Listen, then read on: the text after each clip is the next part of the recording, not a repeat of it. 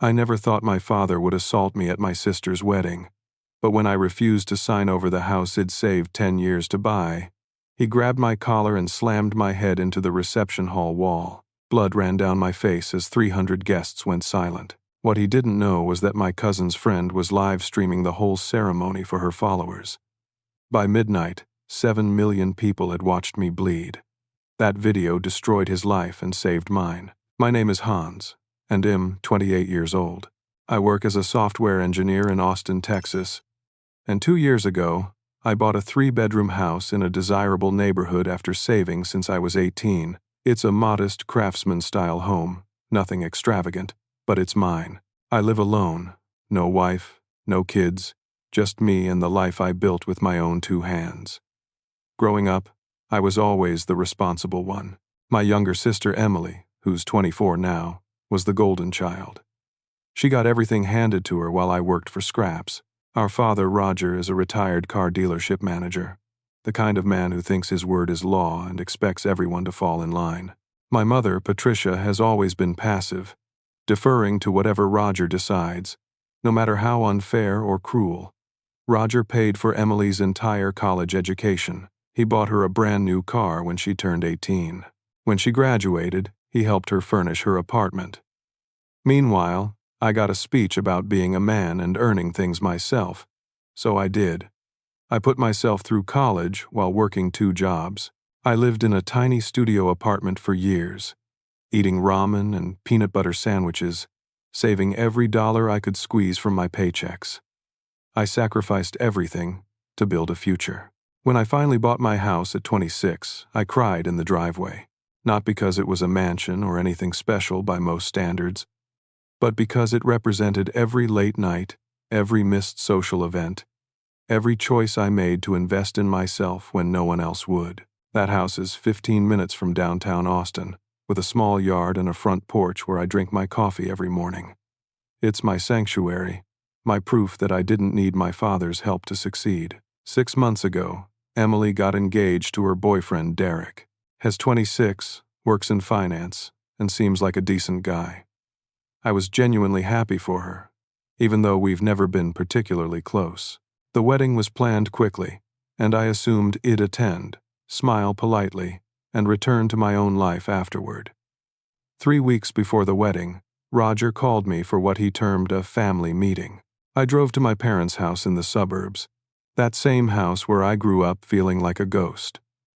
When I arrived, Emily and Derek were already there, sitting on the couch looking uncomfortable. Patricia was in the kitchen, avoiding eye contact. Roger sat in his recliner like a king on a throne. He didn't waste time with pleasantries. He announced that Emily and Derek needed a house. They couldn't afford a down payment in the current market, not with student loans and wedding expenses. Roger had found a solution, he said. I would transfer the deed of my house to Emily as a wedding gift. I could move back into my childhood bedroom rent-free, and everyone would be happy. He presented this as though it were a done deal, a minor logistical arrangement.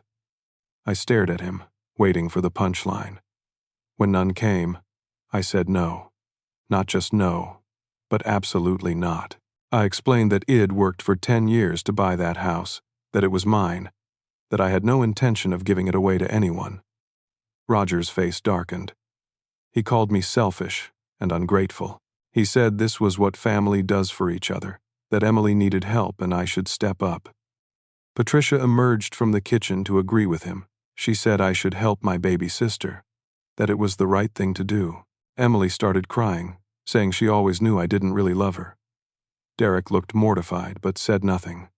The whole room turned against me in minutes, but I held firm. I stood up, told them all that my answer was final, and left. As I drove home, my phone buzzed with angry texts. Roger's final message was a warning. You'll regret this decision. The night before the wedding, I received a text from my mother. Your father has hired a lawyer. Has found a way to take the house. The paperwork will be ready at the reception. Sign it, or he'll take legal action. He has proof you promised it to Emily years ago. Please don't ruin your sister's special day. I spent that entire night researching property law, my heart pounding. Could he actually do this? Did he have some legal loophole I didn't know about? After hours of digging, I realized the truth. Roger was bluffing. There was no legal mechanism for him to take my house. He'd never promised it to anyone. He was banking on intimidation and my desire to avoid conflict. I considered skipping the wedding entirely, but part of me still wanted to support Emily, despite everything, and another part of me refused to let Roger's threats control my life. I decided to attend. I even tucked my lawyer's business card into my jacket pocket, just in case things went sideways. The wedding was held at an upscale hotel ballroom in downtown Austin.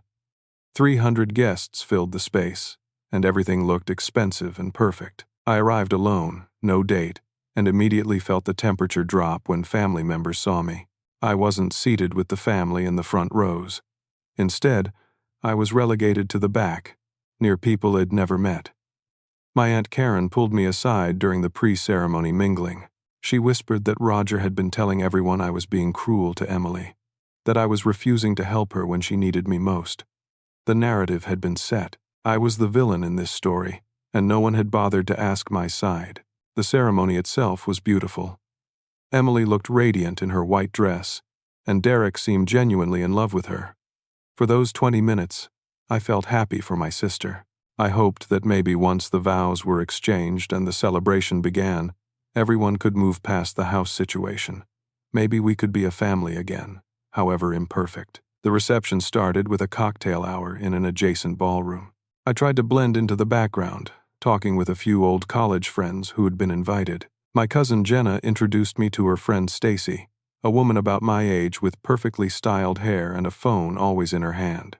She explained that she was a lifestyle influencer with 200,000 followers and was live streaming the entire wedding for content. I made polite small talk but didn't think much of it. People live stream everything these days. Dinner service began, and traditional toasts followed. The best man told funny stories about Derek. The maid of honor cried while talking about Emily's kindness. Everything felt normal and sweet. Then Roger stood up with a microphone in one hand and a manila folder in the other. My stomach dropped. He started his father of the bride toast normally enough, talking about Emily's childhood, her accomplishments, how proud he was to see her marry such a fine young man. But then his tone shifted. Family means sacrifice, he said, looking directly at me. Some people understand that. Others only care about themselves. He opened the manila folder and pulled out a stack of legal documents. He held them up for the room to see and announced that his son Hans had agreed to give his house to the newlyweds as his wedding gift. The room erupted in applause. Emily's hands flew to her mouth in shock, though I couldn't tell if it was genuine surprise or rehearsed. Derek looked confused. I felt 300 pairs of eyes turn toward me. I stood up, my chair scraping loudly against the floor. My face burned with humiliation and rage. I walked toward the head table where the microphone was, my dress shoes clicking on the hardwood. Roger watched me approach with a smug smile, clearly expecting me to capitulate in front of all these people. I took the microphone from his hand. The room went silent. I have made no such agreement, I said clearly, my voice echoing through the ballroom. I will not be giving away my house. Dad, you need to stop lying to everyone here. The applause died instantly. You could have heard a pin drop. Roger's face turned from smug to purple in seconds. Emily burst into tears. Derek stood up, looking between his new wife and his father-in-law in confusion. Patricia gasped audibly from her seat. Roger grabbed the microphone back from me. His hand was shaking. He brought it to his lips and shouted into it, his voice distorting through the speakers. You ungrateful piece of garbage. After everything I've done for this family. 300 guests sat frozen in shock. Children stared. Elderly relatives clutched their pearls. The band had stopped playing. Servers stood motionless with trays in their hands. My sister's perfect wedding had just imploded, and everyone was watching. Roger threw the microphone down. It hit the ground with a loud feedback screech. He stormed toward me, his face contorted with rage I'd never seen before, not even during my worst teenage infractions. I backed up instinctively, raising my hands in a peaceful gesture. Dad, let's talk about this outside, I said, trying to keep my voice calm. We don't need to do this here. But Roger was beyond reasoning. He closed the distance between us in 3 long strides and grabbed me by the collar of my suit jacket. His fingers dug into the fabric, pulling me toward him. He was shouting, inches from my face, spittle flying. "You will sign those papers right now. Right now, Hans. I didn't raise you to disrespect this family." Derek jumped up from his seat. "Sir, please calm down," he said, approaching us. "Please, this is not the time." Roger released one hand from my collar and shoved Derek backward. Derek stumbled into his chair and sat down hard, looking stunned. Emily was screaming now. "Daddy, stop it. Please stop." But she didn't move from her seat. No one moved. Patricia sat frozen with both hands over her mouth. Guests were pulling out their phones, some to call for help, others to record. Jenna was trying to push through the crowd to reach me, but there were too many people between us. Hotel staff had started moving toward the commotion but seemed hesitant to physically intervene with a guest. I tried to pull away from Roger's grip. "Let go of me," I said. "You're making a scene. This is Emily's wedding. I'll show you a scene," Roger growled. He dragged me backward. I stumbled in my dress shoes, struggling to keep my balance. He used his full body weight, all 210 pounds of him, and slammed me toward the decorative brick wall near the entrance to the ballroom. I had no time to brace myself. The back of my head connected with the brick with a sickening thud that echoed in my skull. My vision exploded into white light. I dropped to one knee, the world tilting sideways. Everything sounded muffled and distant, like I was underwater. I reached up to touch my forehead and felt something warm and wet. When I pulled my hand away, it was covered in blood. Deep red blood dripping down my fingers onto the pristine white carpet below. Guests were screaming now. Someone yelled, "Call the police! Call someone!" Another voice shouted for a doctor. I stayed on my hands and knees, watching drops of my own blood create a small pool beneath me. My head throbbed with pain that radiated down my neck and into my shoulders. Roger stood over me, breathing hard. His fists were clenched at his sides. "Sign the papers or I'll do it again," he said. I looked up at him through the blood running into my eyes. Everything was blurry and red. This was my father, the man who was supposed to protect me. And Head just assaulted me in front of 300 people because I wouldn't give up the one thing I'd worked my entire adult life to earn. Hotel security finally arrived. 2 large men in suits who grabbed Roger by the arms and pulled him away from me. He struggled against them, still shouting threats. Someone called for EMTs. Emily was hysterical at the head table.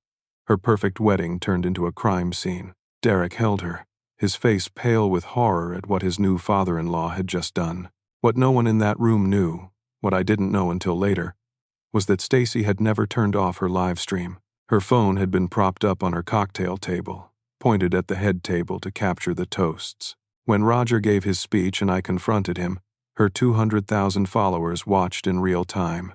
When he assaulted me, when my head hit that wall and blood poured down my face, when he stood over me making threats, every single second was broadcast live. Her chat had exploded. Viewers were screen recording and sharing the video immediately. By the time the EMTs arrived to treat my head wound, the assault had already been reposted to Twitter, Reddit, Facebook, and TikTok. The internet moves fast when there's violence to witness. The EMTs cleaned my wound and told me I needed stitches.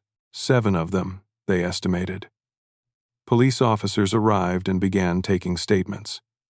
They separated Roger from the crowd and questioned him in a corner. They spoke to witnesses. They spoke to hotel staff. Then they came to me, sitting in the back of an ambulance parked outside the hotel entrance. The officer was a woman in her 40s with kind eyes. She asked if I wanted to press charges. I hesitated. Despite everything, this was my father. This was my sister's wedding day. Did I really want to make this worse? The officer seemed to sense my hesitation. She pulled out her own phone and showed me the screen. "Sir, you might want to see this," she said. It was Stacy's live stream, already uploaded to multiple platforms. The view count was climbing in real time.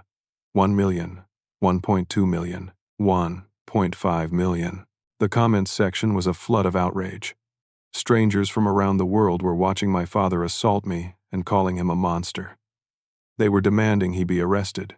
They were sharing the video to their own accounts. News outlets had already picked up the story. Local news was en route to the hotel. The hashtag Justice for Hands was beginning to trend on Twitter. In 2 hours, my worst moment had become public property, and the court of public opinion had already reached its verdict. I looked up at the officer. "Yes," I said. "I want to press charges." The emergency room was quiet at midnight. A doctor gave me 7 stitches across my hairline while I stared at my phone in disbelief. The video had hit 7 million views. 7 million people had watched my father slam my head into a wall. 7 million strangers now knew the most humiliating moment of my life. My social media accounts were flooded with notifications. Messages from people I'd never met, expressing support, sharing their own stories of family trauma, calling me brave for standing up to my father. News outlets were requesting interviews. Good Morning America, The Today Show. Dr. Phil wanted me on his program. My name was trending on Twitter with the hashtag Justice for Hands.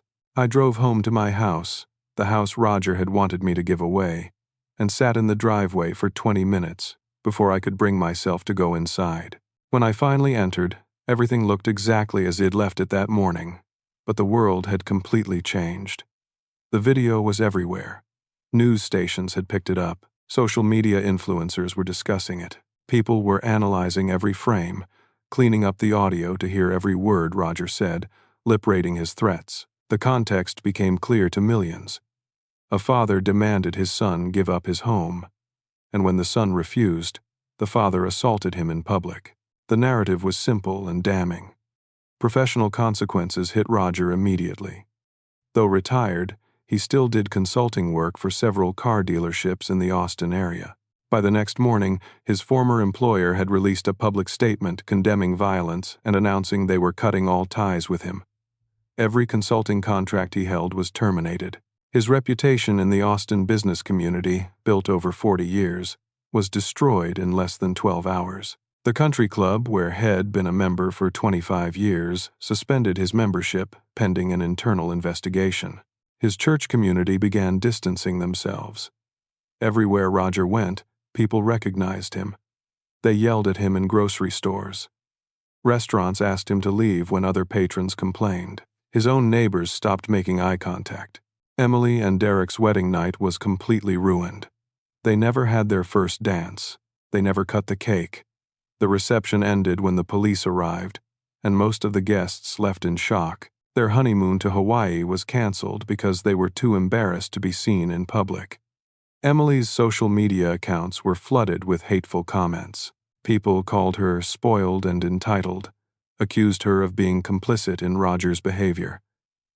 Her beautiful bridal photos were bombarded with cruel remarks. Derek's family reportedly held an emergency meeting to discuss what kind of family they'd just married into. The fairy tale wedding had turned into a nightmare, and it was all captured on video for the world to see. Meanwhile, strangers had started a GoFundMe to help me with medical bills. I didn't need the money. My health insurance covered the emergency room visit, but people donated anyway. The fund raised $60,000 in 2 days. Messages poured in from people thanking me for standing up to abuse, saying I'd inspired them to set boundaries with their own toxic family members. I decided to donate every penny to a domestic violence prevention charity. When I announced this publicly, it only made people support me more. Literary agents reached out about book deals. Podcasters wanted me as a guest. The story had taken on a life of its own, far beyond the actual incident. The police investigation moved forward quickly. The video evidence made the case straightforward. The district attorney's office reviewed the footage and decided to prosecute Roger for assault. He was looking at a Class A misdemeanor charge, which could carry up to 1 year in jail. Given the public attention, the DA's office felt pressure to take the case seriously. Roger hired an expensive criminal defense attorney who advised him to issue a public apology to mitigate the damage. Roger refused. He told his lawyer that I had provoked him with my disrespect, that any father would have reacted the same way. His attorney reportedly told him that was the worst possible defense, but Roger wouldn't listen. My mother called me 3 days after the wedding. I almost didn't answer. When I did, her voice was shaking. "Hans, you have to drop the charges," she said. "Has your father? Family forgives. He assaulted me in front of 300 people." "Mom," I replied, "the whole world saw what he did." "But the video has ruined his life," she said, starting to cry. "Hess lost everything. Isn't that punishment enough?" "He ruined his own life," I said. "I didn't make him grab me. I didn't make him slam my head into a wall. He chose to do that." She hung up on me. Extended family began reaching out. Some supported me, saying Roger had been a bully his entire life and finally faced consequences. Others accused me of destroying the family, of being vindictive, of taking things too far. My Aunt Karen drove to my house one evening and hugged me on the front porch. She told me she was proud of me for standing up for myself, that she wished she'd done the same decades ago when Roger had treated her poorly. Roger spiraled. Unable to show his face in public without being recognized and shamed, he began drinking heavily. Patricia called me in tears, saying she was worried about his mental state. Had become obsessed with fixing his image, spending hours online reading comments about himself, drafting responses that his lawyer forbade him from posting. 2 weeks after the wedding, a courier delivered a certified letter to my door. I signed for it, confused. When I opened the envelope, I couldn't believe what I was reading. It was a lawsuit. Roger was suing me for defamation. The legal document claimed that I had staged the entire incident to gain internet fame and destroy his reputation. It demanded $5 million in damages and requested that the court order me to publicly confess that I had provoked the assault. It argued that the viral video had caused irreparable harm to Roger's personal and professional life. I read the lawsuit 3 times, each time growing more incredulous. He had assaulted me on camera, in front of 300 witnesses, and now he was claiming I'd defamed him, that I'd staged being slammed into a wall hard enough to require stitches. The audacity was breathtaking. But as I sat with the lawsuit in my hands, I realized something important. Roger had just made the biggest legal mistake of his life, and I had 7 million witnesses on my side. I hired the best civil litigation attorney in Austin.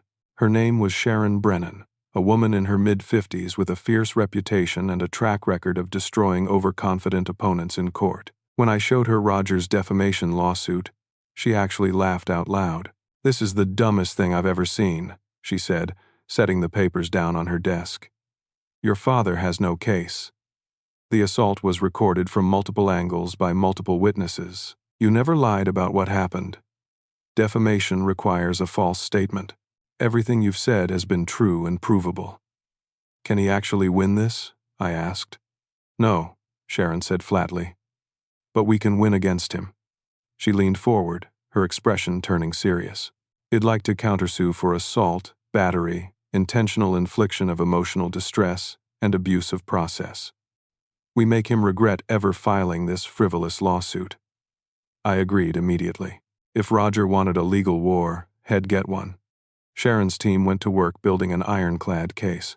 They interviewed wedding guests willing to testify about what they'd witnessed. They obtained statements from hotel staff who'd seen the assault firsthand. They got my medical records from the emergency room, complete with photographs of my injury. They downloaded and preserved the viral video from multiple platforms, ensuring it couldn't be deleted or disputed. During discovery, we found text messages Roger had sent me leading up to the wedding, threatening me if I didn't sign over the house. We subpoenaed his financial records and discovered Head actually consulted with a real estate attorney about ways to legally claim my property, though the attorney had told him it was impossible. Every piece of evidence showed a pattern of intimidation, manipulation, and ultimately violence. Sharon advised me to do one major media interview to tell my full story on my own terms, controlling the narrative. I chose CBS Sunday Morning because of its reputation for thoughtful journalism. I sat down with their correspondent for a 30-minute interview that would be edited down to 12 minutes for broadcast. I spoke calmly about the house situation, explaining how I'd saved for 10 years while watching Emily receive everything she wanted. I talked about the family meeting, where Roger demanded I give up my home. I showed the healed scar on my forehead, still visible and still tender. I explained that Id never wanted fame or attention, that Id simply wanted respect from my father. The interviewer asked if I regretted pressing charges. I said no. Violence is never acceptable, regardless of the relationship. The interview aired on a Sunday morning and was watched by millions. Another wave of public support followed. People related to my story of being the scapegoat child, of working hard while a sibling was handed everything. The comments section on CBS's website was overwhelmingly sympathetic. Meanwhile, the criminal case against Roger moved forward. The district attorney refused to offer a plea deal, wanting to take the case to trial given the public interest. Roger was forced to plead not guilty. Every court appearance was covered by local news. Reporters and cameras waited outside the courthouse to catch glimpses of him. He looked haggard, like Head aged 10 years in 2 months. One afternoon, I received an unexpected email. It was from Emily. The subject line read, "I'm sorry." I opened it with trepidation. She wrote that she'd been in therapy every week since the wedding. Her therapist was helping her see how toxic Roger's favoritism had been, how it had damaged both of us in different ways. She was beginning to understand that I'd been treated unfairly our entire lives, while she'd been spoiled and manipulated. She apologized for crying and guilting me about the house. She admitted she'd never actually wanted my house specifically, that Roger and Derek had pressured her to go along with the plan. She said Derek's family was appalled by what had happened and that her month-old marriage was already strained under the weight of it all. She asked if I could ever forgive her. She didn't expect an answer right away, she wrote. She just wanted me to know she was working on herself and finally seeing clearly. I didn't respond immediately. I needed time to process. I'd started my own therapy to deal with the trauma of the assault and the surreal experience of having my worst moment go viral. My therapist helped me understand that I'd spent my entire life seeking approval from a father who would never give it, that I'd been conditioned to accept mistreatment as normal. The viral video, while initially humiliating, had given me something unexpected: validation from millions of strangers. People I'd never meet had witnessed my pain and confirmed that it was real, that I wasn't crazy or oversensitive, that what Roger did was objectively wrong. Their support helped me see my own worth, independent of my father's opinion. Roger, for his part, made several attempts to rehabilitate his image. He gave an interview to a local news station to tell his side of the story. It backfired spectacularly. He came across as defensive and entitled, claiming I'd disrespected the family and had it coming. He said Head'd simply been trying to teach me a lesson about family values. The backlash was immediate and severe. More people recognized him in public. More venues refused him service. His own siblings called to tell him he was embarrassing the family name. 2 months after the assault, Roger's attorney scheduled his deposition for the defamation case Head filed. Sharon Brennan arrived prepared to destroy him. She asked pointed questions that forced Roger to admit, on the record, that he had grabbed me by the collar, that he had slammed my head into a wall, that I had never lied about what happened, that he had, in fact, demanded I give up my house. When Sharon asked why he filed the defamation suit, Roger became belligerent. He raised his voice, called her a liar, accused her of twisting his words. His own attorney looked mortified. The deposition was being recorded on video, and Roger's behavior only made him look worse. It would be devastating evidence if the case ever went to trial. 3 days after that disastrous deposition, Roger's attorney filed an emergency motion to dismiss the defamation lawsuit with prejudice. Roger was dropping his case entirely, but Sharon had been waiting for this. Within hours, she filed my countersuit for assault, battery, intentional infliction of emotional distress, and abuse of process. We were seeking $250,000 in damages. The countersuit was filed publicly. By evening, it was on TMZ, CNN, and every major news outlet. The narrative was clear. The abusive father who'd assaulted his son and then tried to sue him for defamation was now being held accountable in civil court on top of facing criminal charges. Roger was going to lose everything. His attorney called him with the news. "You're going to lose," the lawyer reportedly said. "You're going to lose the criminal case, you're going to lose the civil case, and you're going to lose your family. This is what happens when you refuse to take responsibility." Roger finally broke. For the first time since the assault, he began to grasp the magnitude of what Head done. But by then, it was far too late to undo the damage. The criminal trial was scheduled for 6 months after the assault. The courthouse was surrounded by media trucks and reporters. Inside, the courtroom was packed with observers and journalists. This had become more than just a simple assault case. It had become a referendum on family dynamics, toxic masculinity, and accountability. Jury selection took 3 days. Both sides wanted to ensure they had impartial jurors who hadn't been too influenced by the viral video, though finding anyone who hadn't seen it was nearly impossible. Eventually, 12 jurors and 2 alternates were seated. The prosecution's case was straightforward and devastating. They played the viral video for the jury on a large screen. Even though most of them had likely seen it before, watching it in the formal context of a courtroom had impact. You could hear audible gasps when Roger slammed my head into the wall. The footage was clear and damning. I was called to testify as the victim. I walked through my history with my father, describing years of being treated as lesser than Emily. I explained the house situation calmly and factually, showing bank records that proved I'd saved and purchased it entirely on my own. I described the family meeting where Roger demanded I give it away, and my refusal. I recounted the wedding reception, Roger's public announcement, my confrontation, and finally the assault itself. The prosecutor asked me to show my scar. I pushed my hair back, revealing the healed wound across my hairline. The jury stared. One woman in the front row had tears in her eyes. Roger's defense attorney cross-examined me, trying to paint me as an ungrateful son who'd provoked my father with disrespect. He asked why I couldn't just help my sister, why I valued a house over family, why I'd pressed charges instead of handling it privately. I stayed composed and answered each question honestly. I explained that standing up for myself wasn't disrespect, that I had a right to my own property, and that assault is a crime regardless of the relationship between the people involved. Hotel staff testified about witnessing the assault and Roger's threatening behavior afterward. The security guards who'd pulled Roger off me described his rage and his refusal to calm down. The EMT who'd treated my wound testified about the severity of the injury and the blood loss. Emily was called as a witness. She walked to the stand looking thin and exhausted.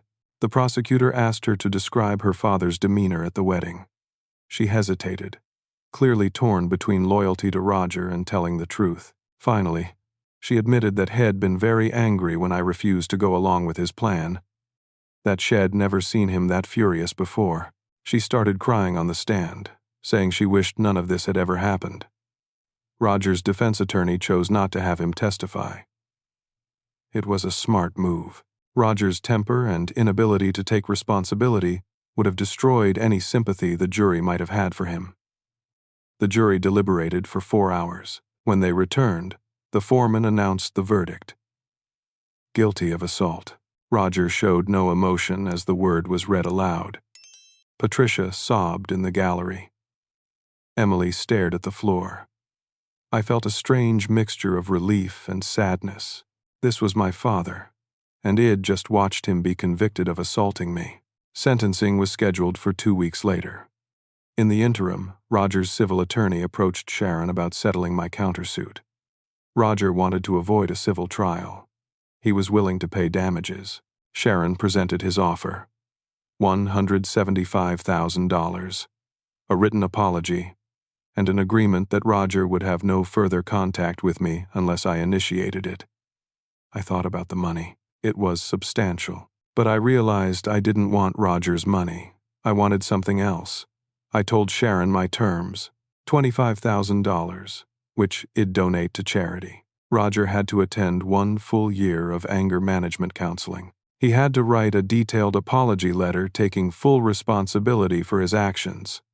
He had to record a public apology video, and he had to stay away from me unless I reached out first. Roger's attorney brought him the counteroffer.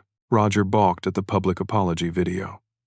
Had already been humiliated enough, he argued. His lawyer told him bluntly to take the deal or face a civil trial he'd absolutely lose, which would result in a much larger judgment and even more public scrutiny. Roger agreed.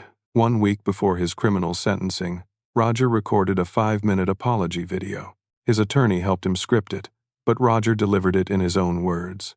He looked directly at the camera and admitted Head assaulted me. He admitted Head been wrong to demand my house. He admitted Head treated me unfairly compared to Emily for years.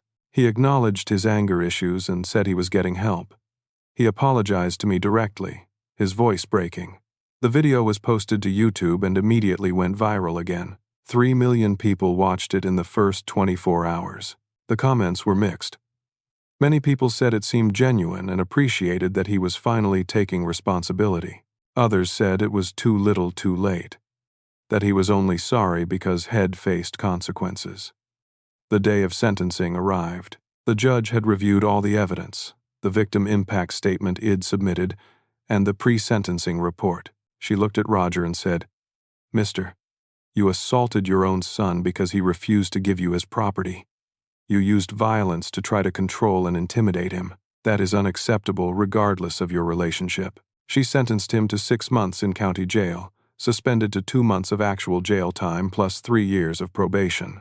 He'd also have to complete mandatory anger management, participate in family therapy if all parties agreed, and perform 500 hours of community service. Roger was led away in handcuffs for the first time in his life. Patricia wept. Emily looked numb. I watched from the gallery, feeling empty. There was no satisfaction in seeing my father taken to jail. Just exhaustion and grief for what our family could have been but never was. Emily and Derek's marriage didn't survive the aftermath. 4 months after the wedding, they separated. The trauma of that day had destroyed their foundation. Derek's family had never fully accepted the situation, and the strain was too much. Emily moved back in with Patricia. She continued therapy, working through years of being weaponized by Roger against me. She reached out again, asking if we could meet for coffee. I agreed, curious but cautious. We met at a neutral coffee shop on a Saturday morning. It was the first time we'd really talked as adults, without Roger's presence poisoning the room. Emily took full accountability.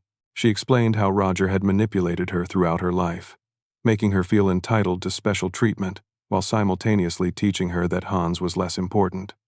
She was working to unlearn those toxic patterns. I shared my perspective honestly. Years of feeling invisible in my own family, of working so hard for things that were simply handed to her. We both cried. We agreed to try rebuilding our relationship slowly, with no promises except honesty. Patricia visited me after Roger was taken to jail. It was the first time we'd been alone together in years. She admitted Shed enabled Roger's behavior for decades.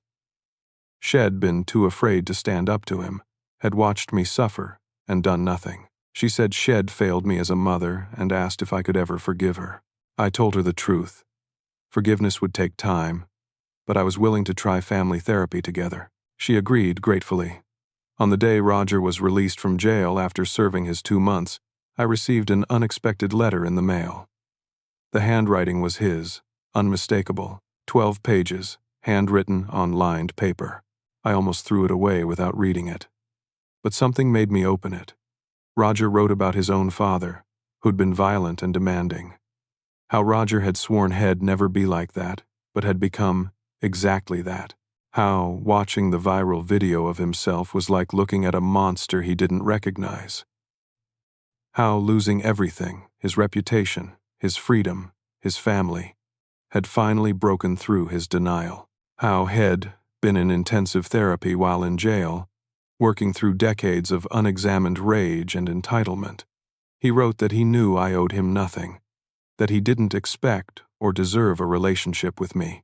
He just wanted me to know that it'd been right to stand up to him, that I was the strongest person he knew, that it deserved better my entire life. The letter ended.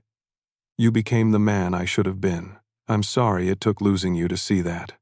Love, Dad. I read that letter 3 times. I cried. I didn't know if it'd ever respond to it, but I kept it, tucked away in a drawer where I knew I could find it if I ever wanted to. 6 months after Roger's release from jail, my life had found a new equilibrium. I was still living in my house, the 3-bedroom craftsman that had become the symbol of my independence and self-worth. It decorated it fully, making it feel like a true home rather than just a place I slept. Every morning, I drank coffee on the front porch and felt grateful. Id started dating someone I met through work. Her name was Amanda. She was 30 years old, and she worked as an architect. She knew my whole story. Everyone did, thanks to the internet. But she loved me for who I was, not for the viral video or the drama. She appreciated my strength and my willingness to set boundaries. Our relationship felt healthy and equal in ways I'd never experienced before. Professionally, I'd been promoted to senior software engineer at my company. I was leading a major project and earning the respect of my colleagues. They knew my story, of course, but they didn't treat me differently because of it. They valued my skills and my contributions.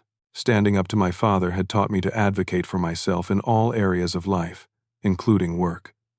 I was no longer afraid to speak up when something wasn't right, or to ask for what I deserved. Id started attending monthly family therapy sessions with Patricia. Progress was slow but real.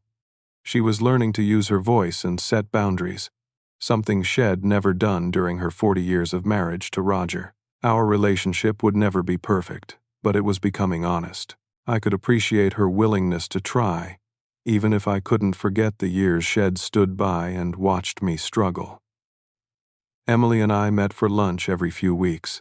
She'd gone back to school to study social work, wanting to help families in crisis. Her marriage to Derek had been officially dissolved after 8 months. She was doing the hard work of healing and unlearning the toxic patterns Roger had instilled. I was proud of her growth. Our sibling relationship was cautious but genuine, built on truth rather than obligation.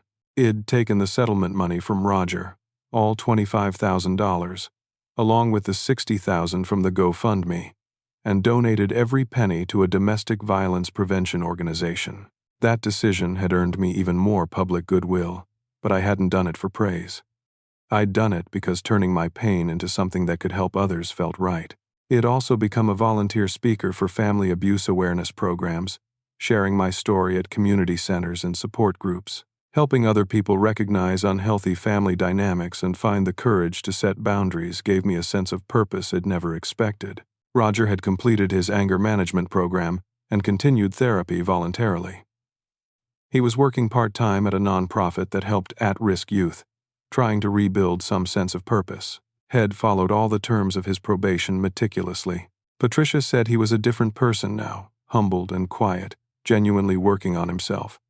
But Roger and I hadn't spoken directly since the courtroom. We existed in separate orbits, connected only through Patricia's updates and Emily's occasional mentions. Then, on a random Tuesday afternoon, I was at the grocery store picking up ingredients for dinner.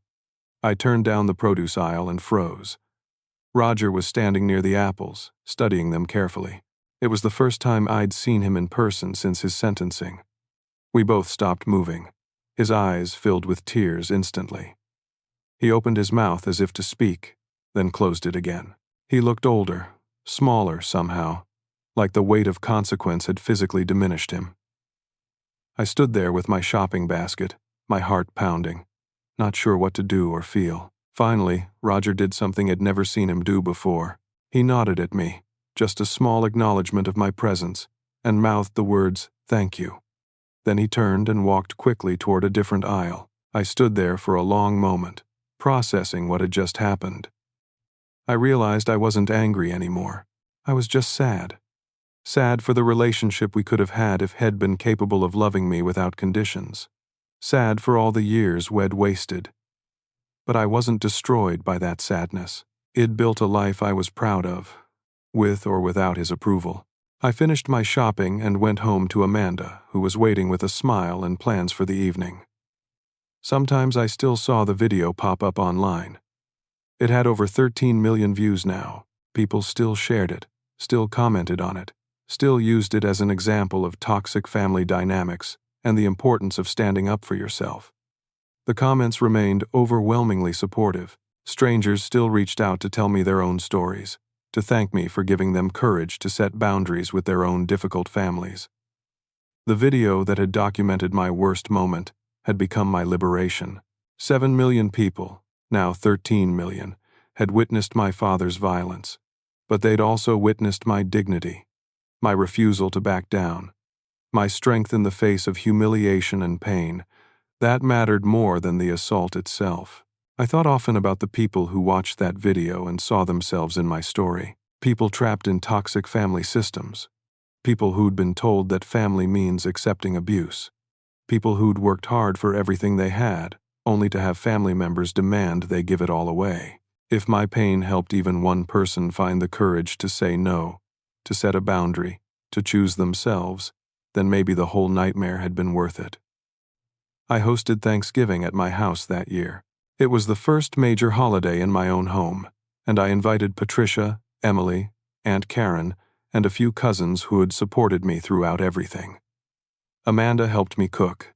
We made turkey, stuffing, mashed potatoes, green bean casserole, and 3 different pies. Emily brought a sweet potato dish. Patricia brought wine and, for the first time in years, genuine smiles. Roger wasn't there. No one suggested inviting him. But his absence didn't cast a shadow over the meal. Instead, the gathering felt lighter, more honest. We could breathe. We laughed. We told stories. We didn't pretend the past hadn't happened, but we weren't prisoners to it anymore. We were building something new, however imperfect. That evening, after everyone had left and Amanda had fallen asleep on the couch, I sat in my living room looking at the Christmas tree Wed put up together. The lights twinkled in the darkness. My phone buzzed with a text message. It was from Roger. "Merry Christmas, son. I don't expect a response. Just want you to know, I'm proud of you. You taught me what strength really is." I stared at the message for a long time. 3 words formed in my mind, and after several minutes of hesitation, I typed them out. "Merry Christmas, Dad." I hit send. It wasn't forgiveness. It wasn't reconciliation. It was just acknowledgement. Maybe that was enough for now. Maybe someday there would be more. Or maybe there wouldn't. And Id finally learned that I was okay with that uncertainty. I didn't need my father's approval to know my worth anymore. 7 million people had seen me at my lowest point. But more importantly, I'd seen myself at my strongest. I'd refused to be bullied out of what I'd earned. I'd pressed charges when everyone told me to let it go. I'd stood firm in my boundaries even when it cost me my family temporarily. I'd chosen dignity over peace. And that choice had changed everything. People still ask me if I regret what happened, if I wish that video had never gone viral. The truth is, that video saved my life. Not because it made me famous or got me justice, though it did both those things. It saved me because it forced me to see what had been accepting my whole life. I'd been so desperate for my father's love that I was willing to be invisible, to be treated as less than, to give up everything I'd worked for just to avoid conflict. That wall my father slammed my head into woke me up. The blood on my face was the price I paid for my dignity. And I'd pay it again if I had to. I learned that standing up for yourself isn't selfish. It's survival. That family bonds don't give anyone the right to abuse you. That sometimes love means walking away. That forgiveness doesn't mean forgetting or accepting. That you can grieve the father you wish you had while refusing to accept the father you got. Most importantly, I learned that my worth isn't determined by who loves me or who doesn't. It's determined by how I love myself, by the boundaries I set, by the life I build with my own 2 hands. That house my father wanted me to give away wasn't just a building. It was proof that I could create something meaningful on my own, that I didn't need anyone's permission to succeed, that I was enough, all by myself.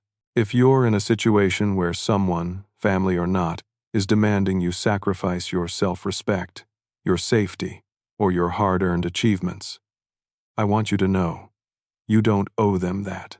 You never did. The people who truly love you won't ask you to make yourself smaller so they can feel bigger.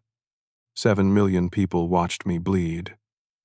But they also watched me stand up, and if my pain helped even one person find the courage to do the same, then maybe it was all worth it. I turned off my phone and looked around my living room. My home. My life. Built by me. For me.